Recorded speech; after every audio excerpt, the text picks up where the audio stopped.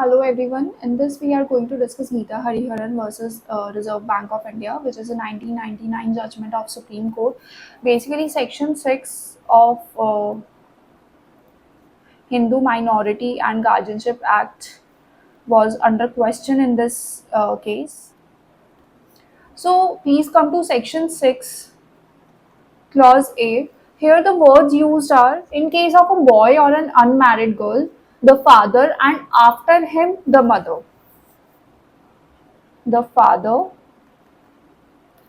and after him the mother. So basically these words were under challenge in this case because इस provision से clearly पता लग रहा है लॉ मेकर्स का इंटेंट ये था कि जो नेचुरल गार्जियन है एक चाइल्ड का वो फादर हो एंड फादर अगर नहीं है उसी केस में मदर हो natural guardian. So this was under question in this case. So basically इसमें जो पिटिशनर है गीता हरिहरन उनकी डिवोर्स प्रोसीडिंग्स चल रही थी अपने हस्बैंड के साथ and in the meanwhile she applied to the RBI for some bonds. उन्होंने आरबीआई में अप्लाई किया बॉन्ड्स के लिए बट आरबीआई ने उनकी एप्लीकेशन को रिजेक्ट कर दिया.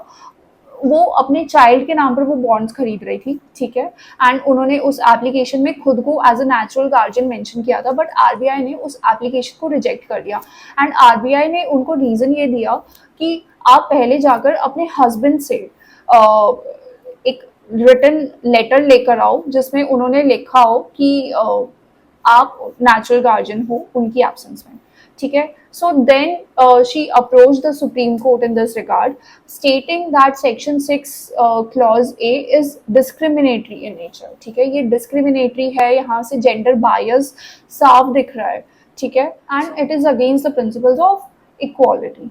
The court observed in this case that of course the father of the child was totally apathetic towards him. ठीक है, उनका बिल्कुल ध्यान नहीं था अपने बच्चे पर. वो काफ़ी सालों से उनसे अपने बच्चे की बात भी नहीं हुई थी बिल्कुल, ठीक है, तो वो बिल्कुल डिसइंटरेस्टेड थे उसके रिगार्ड में एंड जो मदर ही थी वो एक्टिवली केयर कर रही थी उस चाइल्ड की, ठीक है. So the court in this case stated कि आर्टिकल 14 एंड 15 के कंटेक्स्ट में इन वर्ड्स को री इंटरप्रेट किया जाना चाहिए एंड द कोर्ट री interpreted these words and after him. ये जो वर्ड्स हैं एंड आफ्टर हिम इनको री इंटरप्रेट किया इन this regard that these words do not indicate that only after the father's death. ठीक है, इसका मतलब ये नहीं है कि फादर की जब डेथ हो जाएगी उसके बाद ही मदर नेचुरल गार्जियन होगी.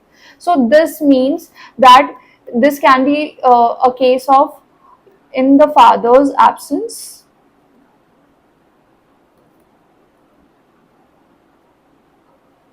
or the father shows total apathy towards the child's welfare. So basically and after him का मतलब यहाँ पर ये नहीं है कि फादर की डेथ के सिनेरियो में ही मदर नेचुरल गार्जियन होगी चाइल्ड की. रादर उसका मतलब ये है कि अगर फादर एब्सेंट है, ठीक है, फादर उस टाइम पर है नहीं या वो प्रेजेंट नहीं हो सकता है उस पर्टिकुलर सिचुएशन में, या फिर फादर जो है ही shows total apathy towards the child's welfare, उसको बिल्कुल डिसइंटरेस्टेड है वो चाइल्ड के वेलफेयर के रिगार्डिंग, ठीक है, then in that situation also mother will act as natural guardian. So basically यहाँ पर मदर को इक्वल फुटिंग पर तो नहीं रखा गया इस केस के थ्रू बट येस उसकी पोजीशन इम्प्रूव कर दी गई एंड जो एंड आफ्टर हिम है उनको जो एक नैरो इंटरप्रिटेशन दिया गया था इन वर्ड्स को उनको थोड़ा और वाइडर इंटरप्रिटेशन दिया गया to include mother as a natural guardian in father's presence as well, अगर फादर चाइल्ड वेलफेयर के रिगार्डिंग प्रेजेंट नहीं रह सकते हैं तो. So this is all regarding this case. Thank you.